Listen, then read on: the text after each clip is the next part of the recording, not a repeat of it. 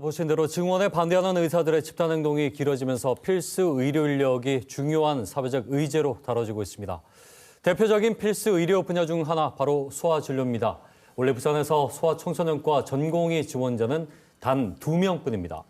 부산대학교 어린이병원 정재민 원장 스튜디오에 모셨습니다. 예, 어서 오십시오.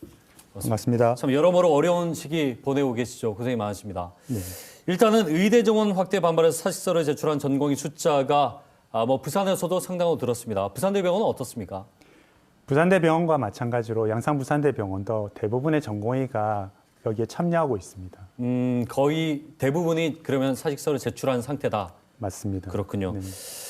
그 부산에서 최근에 3년 연속 소아청소년과 전공의 모집 정원의 20%를 채우지 못했다고 들었습니다. 관련해서는 저희도 보도를 했었는데 원래 10명 모집에 2명만 지원을 했어요. 먼저 실태부터 좀 짚어보자면요. 네, 소아청소년과 전공의 모집 정원 미달 사태는 단기간의 일은 아닙니다. 장기화되면서 여러 가지 일과 이슈로 점차 심화되어 가고 있습니다. 이는 부산을 비롯한 지방의 문제만은 아니고 수도권과 소위 빅5라고 불리는 대형 상급 종합병원 역시 체감하고 있는 현실입니다. 2024년 소아청소년과 모집 인원은 205명입니다. 네. 205명인데 지원자는 그 4분의 1인 53명에 불과합니다. 특히나 이 53명의 지원자 중에서 비수도권 병원 지원자는 8명에 불과합니다. 이렇게 8명에 불과하다는 것이 지방 필수 의료 현실을 보여주고 있습니다. 그러니까 무너지고 있다는 게 숫자로 지금 여실히 드러나고 있는 거죠. 맞습니다. 부산 지역은 2명, 경남 지역은 1명, 울산 지역 1명, 그래서 총 4명이 지원하고 있고요. 그나마도 10명 정원인데 4명이 들어온 것입니다. 그렇군요. 전공의 지원 숫자가 이거밖에 안 된다는 건 이과의 전문의 양성이 될 인력이 이거밖에 안 된다는 뜻으로 우리가 봐야 되는 거잖아요. 맞습니다. 네. 지금 의료 이렇게 대란이 일어나는 이유도 한 가지일 텐데 이 지원하지 않는 이유 어떻게 좀 우리가 이해를 하면 될까요? 예, 제가 우리 전공의 선생님들 마음을 다 헤아릴 수는 없겠지만 제가 생각해 보건대 젊은 의사들이 소아청소년과를 선택을 꺼려하는 이유로는 저출산으로 인해서 소아청소년 하나들의 수가 줄어들어서 미래가 불확실합니다. 두 번째로 장기간의 인력 부족으로 인해서 전공의 수련 환경이 열악해졌고 마지막으로 의료 사고에 대한 법적 분쟁의 위험이 높기 때문입니다. 하나하나 살펴보면 통계청이 발표한 2023년 합계 출산율은 0.7명입니다. 작년에 우리나라에서 약 24만 명의 아이들이 태어났습니다. 불과 10년 전 2022년에는 48만 명의 아이들이 태어났는데 그것의 반으로 줄어든 거죠. 10년 전이요? 네네. 이렇게 진료 가능한 하나 수가 줄어들면서 병원 운영이 굉장히 힘들어지고 있어서 실제로 많은 의원들이 폐업을 하거나 소아청소년과 전문의들이 진료 과목을 변경해서 일반 의원으로 운영을 하고 있습니다. 종합병원, 상급 종합병원에서도 병원 수익에 크게 도움이 되지 않고 있는 관계로 방문 환자 수가 늘지 않는 소아청소년과에 많은 지원을 하지 않고 있는 현실입니다. 따라서 젊은 의사들이 어려운 수련 과정을 무사히 마치더라도 안정적으로 일할 수 있는 자리가 충분하지 않다고 생각하기 때문에 미래가 불확실하다고 생각하고 있습니다. 두 번째로 저희 어린이병원도 전체 정원 16명 중에서 5명만이 일을 하고 있습니다. 이들 모두 내년에 수련을 마치게 되는데요. 이렇게 올해 1명이 들어오지 않았다면 전공의가 1명도 없는 어린이병원이 되는 겁니다. 같이 일할 동료 전공의가 없다는 것은 아무리 학문적으로 흥미가 있다 하더라도 우리 전공의쌤들이 들어올 엄두를 내지 못하게 되는 이유가 됩니다. 마지막으로 의료사고에 대한 법적 분쟁의 위험성이 높기 때문인데 소아는 의료소통이 어렵고 협조가 잘 되지 않습니다. 따라서 간단한 진찰, 진단, 치료 등에 굉장히 제한이 있습니다. 최선을 다했음에도 불구하고 진료 중인 환자 하나가 급격히 나빠져서 의료소송 등의 법적 분쟁이 휘날리는 경우가 많습니다. 대표적으로 2017년도 이대목동병원에서 일어난 신생아 집단 사망 사고가 있습니다. 당시 의료진이 기소되면서 법정 구속되는 것이 방송에 여지없이 보여지면서 굉장히 많은 충격이 갔었는데요.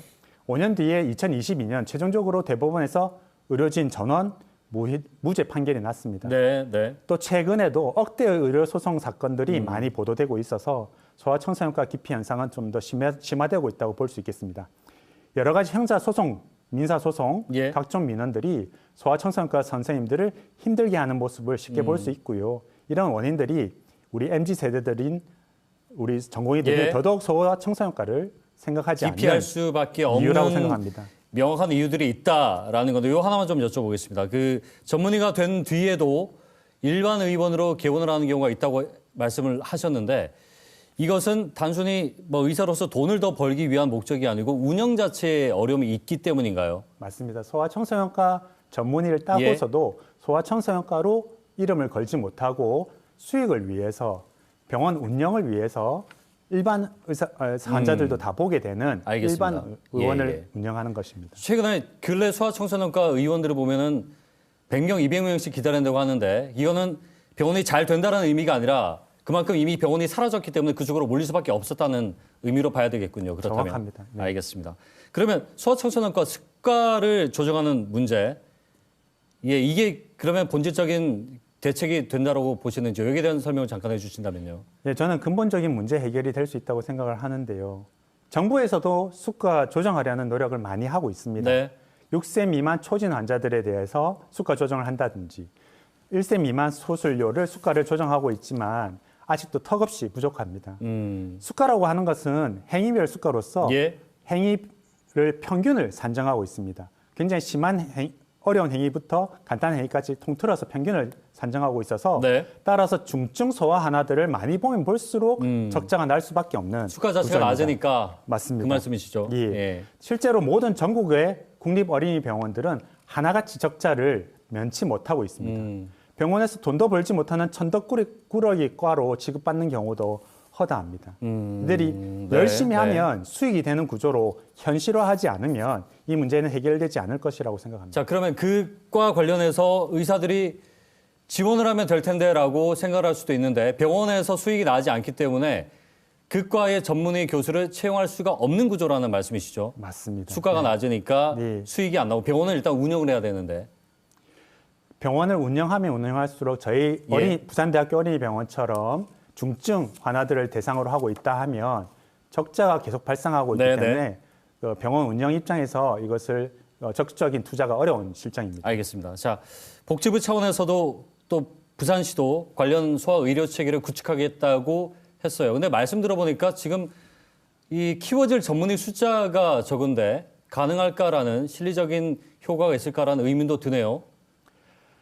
다행히 그렇게 또 저희 부산대학교 어린이병원은 6분의 전문의 선생님께서 응급 진료를 담당하고 계십니다. 네네. 최근 응급실 진료 환자 수가 급증하고 있습니다. 부산대학교 어린이병원 소아 응급진료센터에 작년 방문한 환자 수는 18,000명입니다. 하루 평균 50분의 환자들이 예. 밤에 방문하고 계시는 중입니다. 4년 전과 비교하면 2.3배가 증가했습니다. 실제로 입원 치료가 필요한 경우는 네. 15%밖에는 되지 않습니다. 경증 환자들이 많이 몰려오고 있다는 거죠. 예. 부산 경남 지역에서 달빛 어린이병원을 운영하고 있습니다만은 많은 경증 환자들이 저희 병원에 방문함으로 해서 응급의료센터 선생님들이 너무나도 과중한 업무로 힘들어하고 계십니다. 하지만 사명감 하나로 근무하고 견뎌내고 계십니다. 자, 좀 다른 얘기를 해보죠. 지금 의사단체 집단 행동으로 인한 피해들이 현실적으로 좀 생겨나고 있습니다. 오늘도 이송 환자들이 지원된 사례들이 많다는 보도 보셨을 텐데 국민들이 봤을 때는 상당한 불만도 있고 또 바람직한 상황인가라는 부분에 대한 얘기를 좀 듣고 싶어요. 어떻게 좀 보시는지요? 먼저 이번 전공의 의료 공백 사태로 불편을 겪고 계신 부산 시민 여러분들께 송구한 말씀드립니다. 저희 부산대학교 어린이병원 의료진은 우리 부산, 울산, 경남 아이들의 중증 진료, 응급 진료를 위해서 주어진 상황 안에서 최선을 다해 노력하고 있습니다. 물론 말씀하신 내용은 굉장히 바람직하지 않는다는 것은 맞습니다. 하지만 앞으로 예. 더 심각해질 수 있다는 것이 우리가 걱정하는 부분입니다. 알겠습니다. 전체 의사 수가 부족하다기보다는 필수 의료와 지역 의료에 종사하려고 하는 의사 수가 부족하다고 하는 것이 더 정확합니다. 안의 구조에 대한 개혁을 말씀하시는 건가요? 맞습니다. 마지막으로요. 그러면 이 자체적으로 좀 해결할 수 있는 방법이나 또는 정부의 현실적인 정책 어떤 것이 제시되면 되는지 뭐 좀 짧게 좀 정리를 해주신다면요. 예, 제가 생각하는 세 가지를 말씀드리겠습니다. 먼저 필수 의료 분야의 현실적인 수가 조정을 통해서 병원으로부터 이익을 창출하는 과로 홀대받지 않도록 해주시고 예. 의료 행위와 관련 없는 또한 예상되는 부작용 등에 의해서 사법부의 무리한 판결에서 자유로울 수 있게 해주시고 예. 소아청소년과 의사뿐만 아니라 소아청소년과 관련된 모든 분야의 네. 전문의, 소아외과, 소아비뇨, 소아이비인후과, 소아안과 등 모든 소아 관련 전문의들이 다학제로 진료를 할 수 있는 상황이 될 수 있도록 도와주는 정책이 필요합니다. 알겠습니다. 의료 수고와 리스크 마지막에 말씀하신 부분까지요. 예, 오늘 말씀 여기까지 듣겠습니다. 예, 어려운 상황인데 고맙습니다. 네. 감사합니다. 부산대학교 어린이병원 정재민 원장과 함께 얘기 나눠봤습니다.